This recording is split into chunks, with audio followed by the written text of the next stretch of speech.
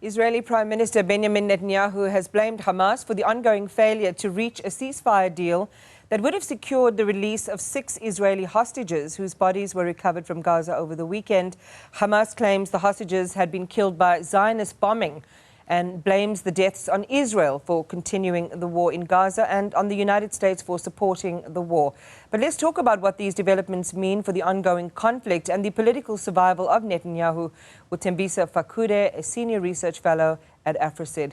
Thembisa, good morning to you and welcome. So one of Israel's largest unions, Histadrut, is threatening to go on strike today, and observers say that while Netanyahu's critics may take issue with him as an individual, his war objectives still enjoy the support of a society that is becoming increasingly right-wing, ultra-religious, and believing that Palestinians are somehow less than they are. I'd love your perspective on those developments, that perspective as well, and where you place the popularity of Netanyahu today.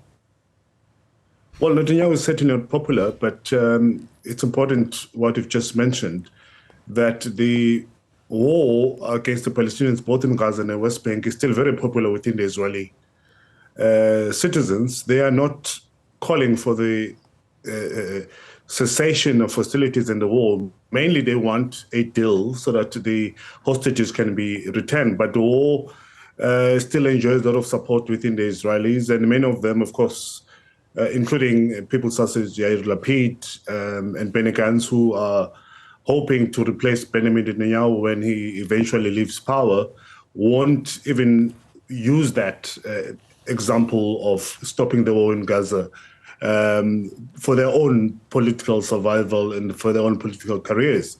So the war is still very popular, and people believe that it was the right thing to do.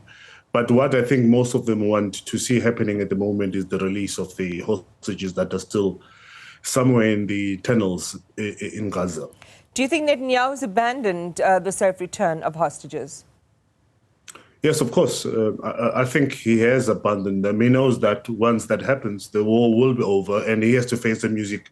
Not only ICJ and the ICC, well, that is Israel, and himself personally, including you have Gallant, his defense minister, but he had problems before this war started on 7th October. So he's likely to face courts and possible prison time. And he doesn't want that. He wants to kick the can down the road. And hopefully when the elections happens in the United States, he hopes that Donald Trump, who's more likely to support him in his politics, will win. And once that happens, of course, he will continue with his politics.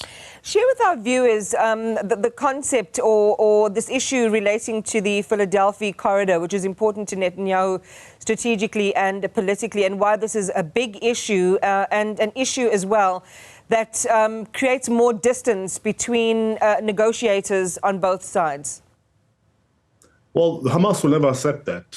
It's the only lifeline, informally, underground, using tunnels to reach the outside world. If the Philadelphia corridor is given to the Israelis to control, including the Egyptians, it's basically the end of Hamas as we know it. But also there's a lot of informal crossing and traffic between the outside world through Egypt and Gaza. Now, if you give that control to Israelis, it's over for the Palestinians. They will be suffocated to death.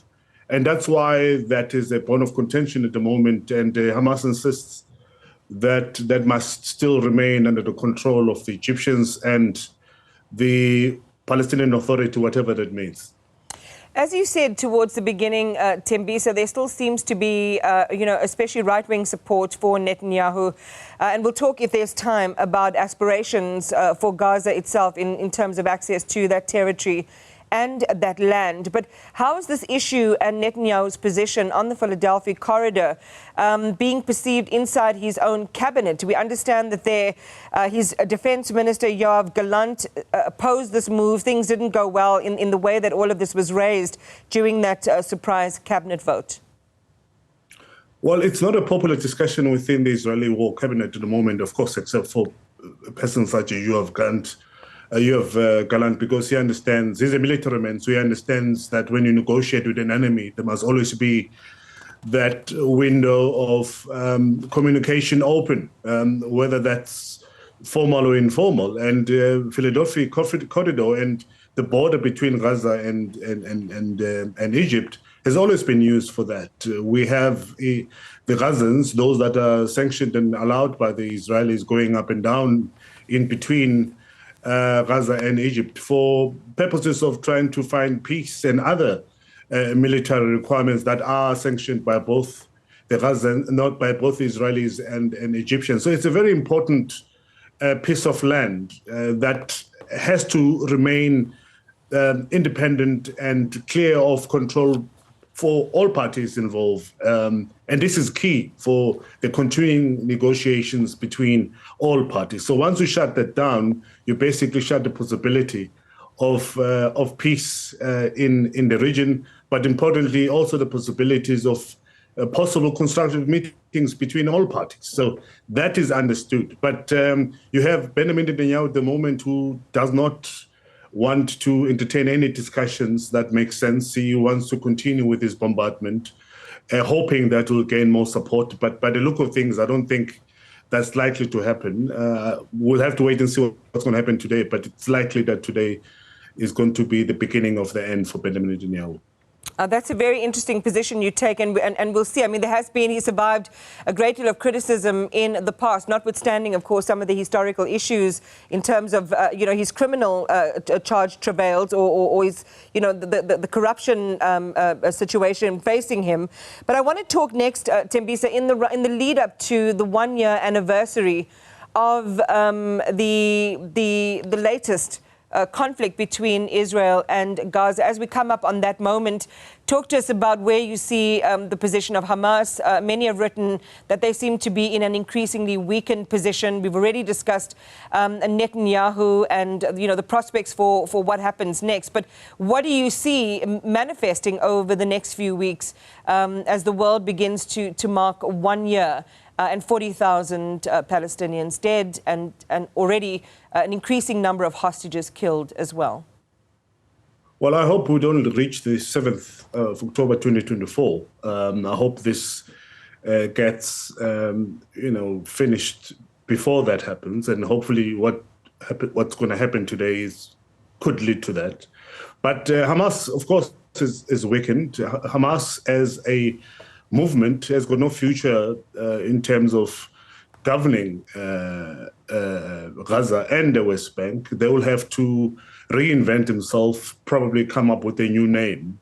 The current leadership of Hamas will never be accepted by the world, will never be accepted by Israel. So that's over. And I don't know of any political movement in the world that's want to be a perpetual liberation movement. At some point, there are going to be negotiations, and those negotiations will have to include people that are accepted by the Palestinians, number one, but by the world over. I don't see Yahya Sinwar, the current leader of Hamas, being accepted by the world after what happened on October the 7th. So there has to be, I think, a reinvention of Hamas, a new outfit that will have to include not only Hamas, by the way, but all other organizations in Gaza and the West Bank, particularly including the Islamic Jihad. So it's almost over for Hamas in terms of their political participation and continuing governing Gaza as they did before October the 7th. You'll have to have a new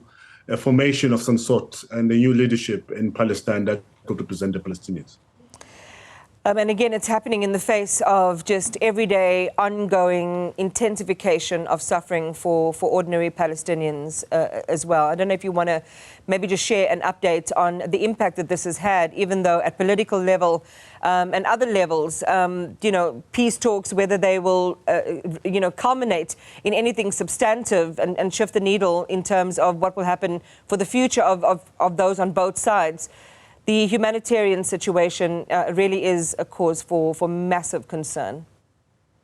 Yeah, the humanitarian conditions for people in Gaza is down. Now we see the similar thing happening at the moment in Jenin in the West Bank. So the situation is quite dire. They've started with the Apollo vaccination for children in Gaza, but there is a trickling in of aid and other important like medical equipment that is slowly trickling into Gaza. So the situation remains the same. Nothing has changed. Israel controls all the corridors into Gaza, and they decide whenever it suits them to allow humanitarian aid to enter into Gaza. So the situation remains extremely difficult for Gazans and people in the West Bank. And until the Americans, of course, continue putting pressure on Benjamin Netanyahu and his war cabinet, nothing will happen. The Arab countries are quiet, silent, and they're not willing to get involved. In fact, instead, most of them are normalizing relations with Israel. The last one to have done so, if nothing happened on October 7th, would have been Saudi Arabia. So Palestinians are on their own at the moment, except, of course, for the Qataris and the Egyptians who are continuing to negotiate with both Americans and Israelis. Thembisa Fakude, thank you very much for your time and your analysis this morning. We appreciate it. Thembisa Fakude, Senior Research Fellow at AFRASID.